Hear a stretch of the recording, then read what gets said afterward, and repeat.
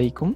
I am Misbah Rahman. Today, I would like to talk about our software engineering design project, Unified Platform for iium student. As we can see, our presentation has been divided into several parts, which is introduction, software process, class diagram and details, design concept and user interface, quality, testing and conclusion. Let's introduce our software development team. Manasir is our tech leader. Yuki and Ajfan is a back-end developer. Me and Atia is user interface designer and software tester. A bit introduction about the unified.iium. Our website will help to make sure the equal access to all daily necessary platforms such as food, transportation, stationery products. So it provides a unified platform where students can fulfill their daily needs. Let's talk about the problem statement. What's the problem students are facing nowadays? Students are facing difficulties and they have to spend some time in order to find out the proper service provider. Other platforms like social media, WhatsApp, it takes time to reach out the proper services and service provider.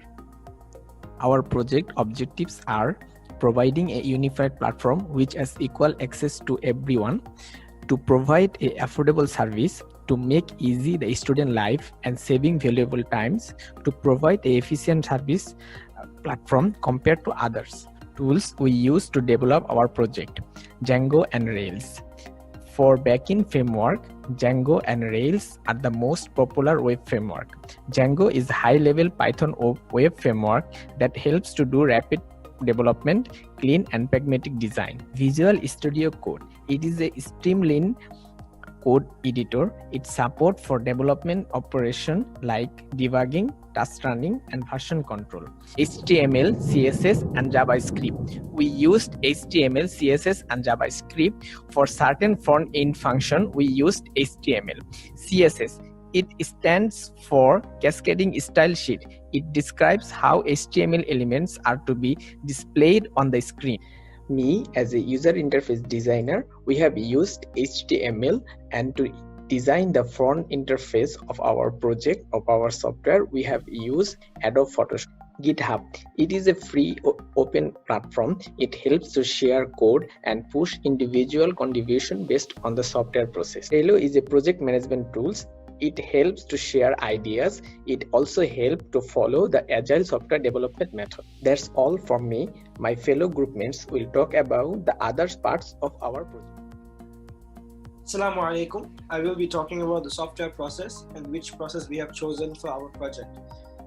We as Team 10 have chosen Agile, and under Agile we have chosen extreme programming from the various other modules that exist under Agile. Why Agile?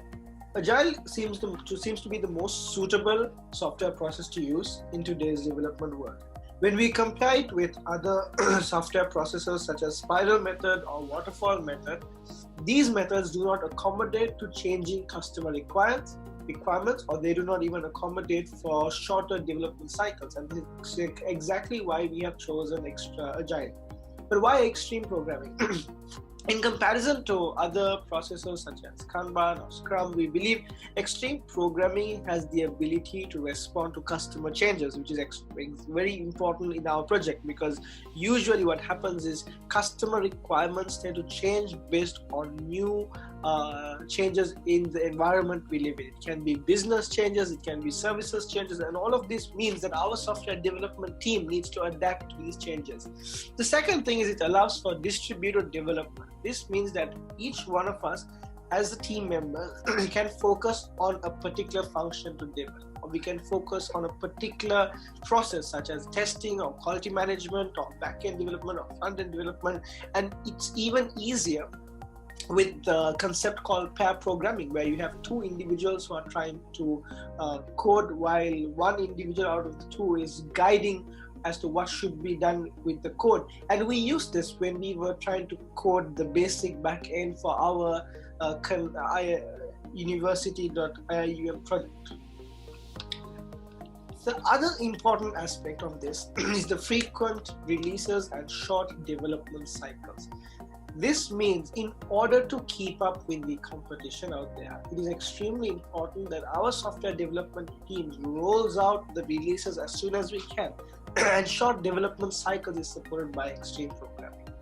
The other thing under software process that we used was requirements gathering. Now, in order to understand what the consumer wants, right now, as described earlier, there is a problem that not everything is under a single platform. So we need a connected platform that has all services and all businesses covered. In order to identify what is the most needed service or business out there, we had to definitely speak with our customers, and that's where the requirements gathering came into play. We wrote user stories. We allowed the customers to write their stories and what they want, and all of this is included in the report.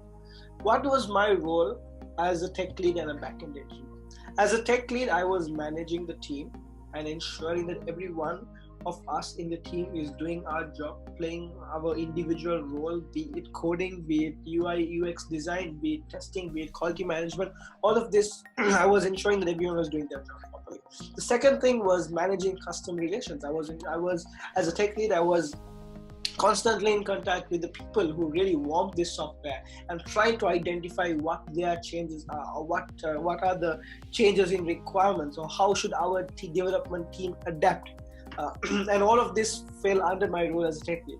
Secondly, as a backend engineer in this project, Unified.iium, I did three things. The first is looking into cloud deployment. Given that our project is written in Django, the backend is written in Django, and also the front end uses HTML, CSS, JavaScript, we are able to deploy this in the cloud.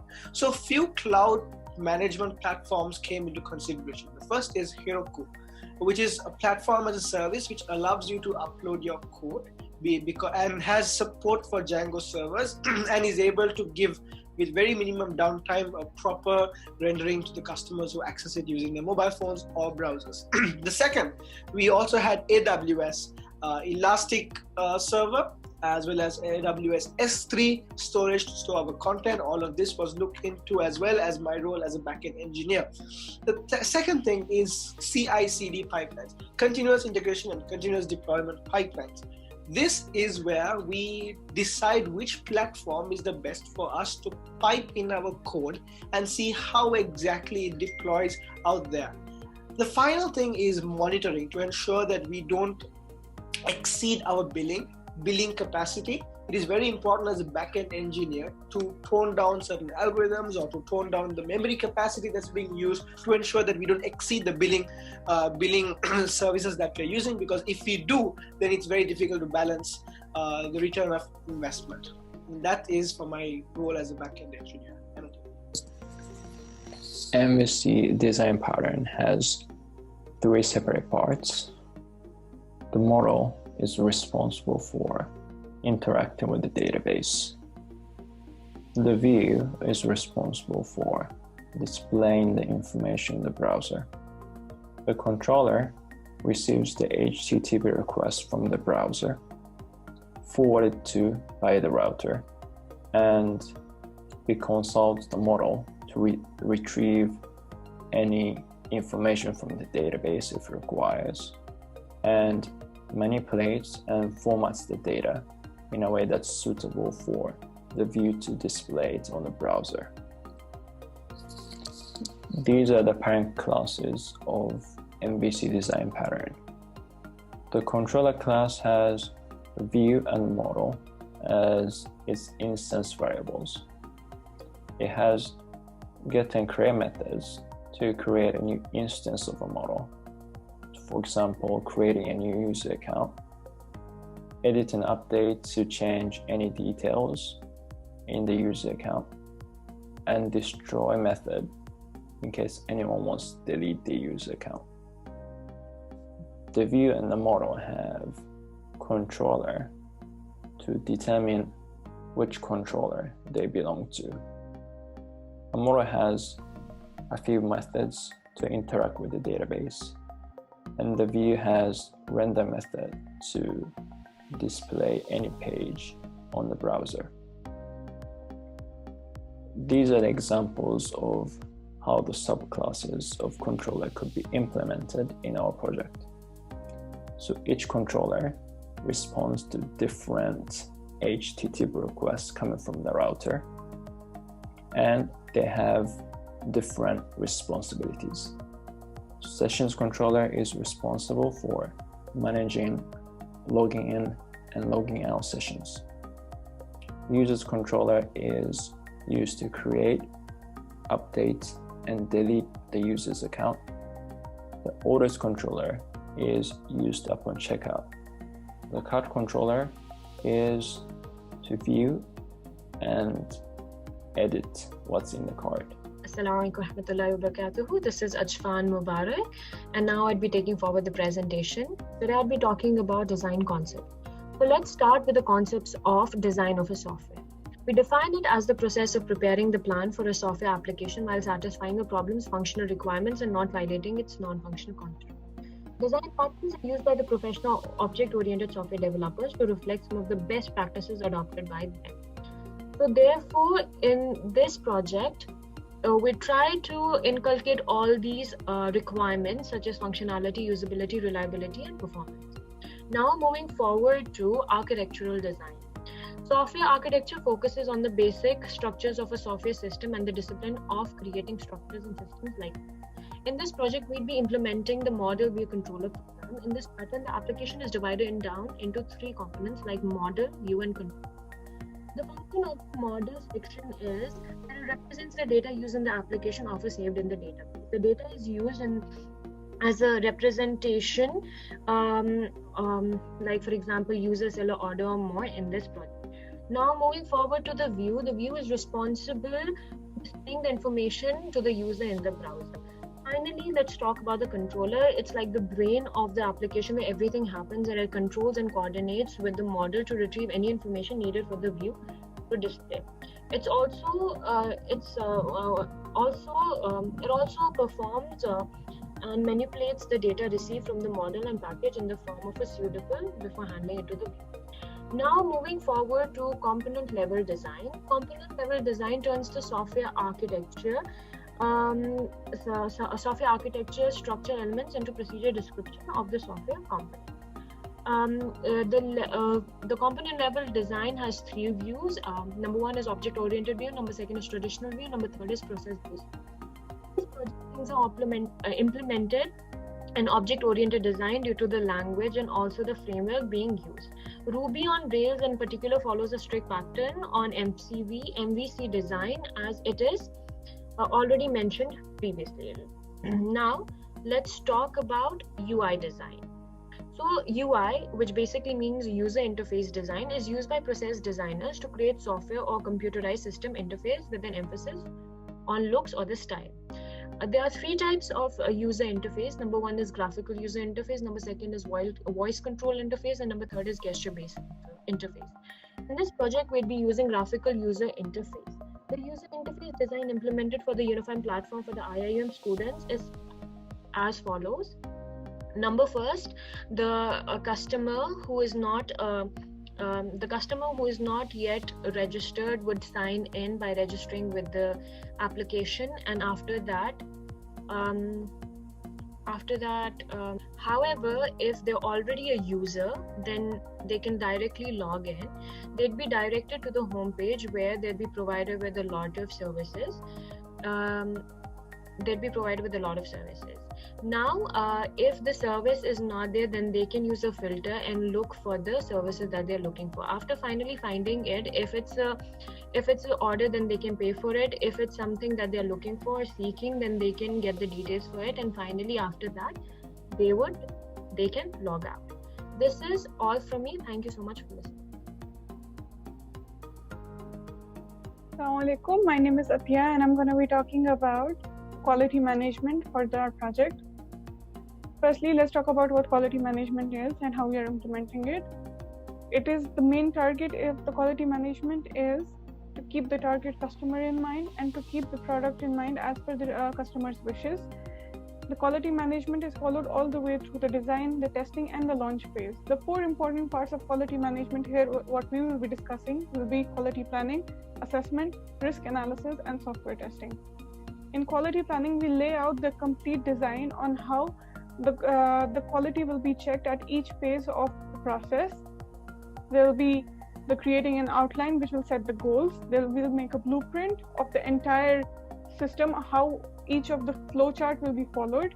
Then we'll push all the code together with the help of GitHub, and then the implementation, which is the testing, will be followed.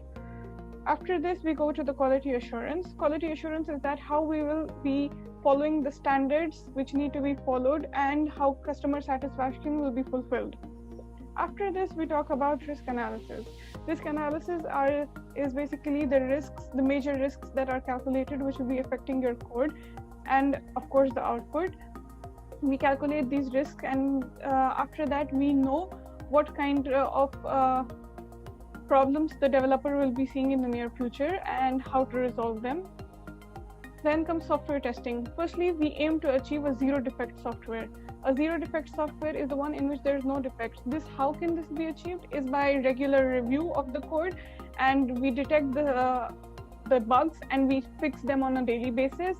Then effective debugging, as I said before. Then when we do all this testing, we realized what mistakes were we making, and we learn from all these mistakes, which is of course time saving. After that, we check our code, the front end. In the testing, we try to log in and register firstly as a new customer or a new service provider, and then we try to register. That works perfectly, as we can see in the code. And then after that, we do the login as a already registered customer. So in conclusion, what we can say is that the software that we were trying to develop, what we originally proposed, has been achieved. After that, in the services that we provide could be the UI map, which is the iium map, which is different services, and different services for restaurants, for printing, for bookstores. After all this is done, the code is then tested, compiled in the front end and the back end. And because we do not have a lot of time to do this project, so there are some of the things that are left out, that some of the more features that we want to provide, but those features are left out. For this, we want to do more future modifications in the future, where we can add more and more features to our design. Right? That's all from us. Thank you.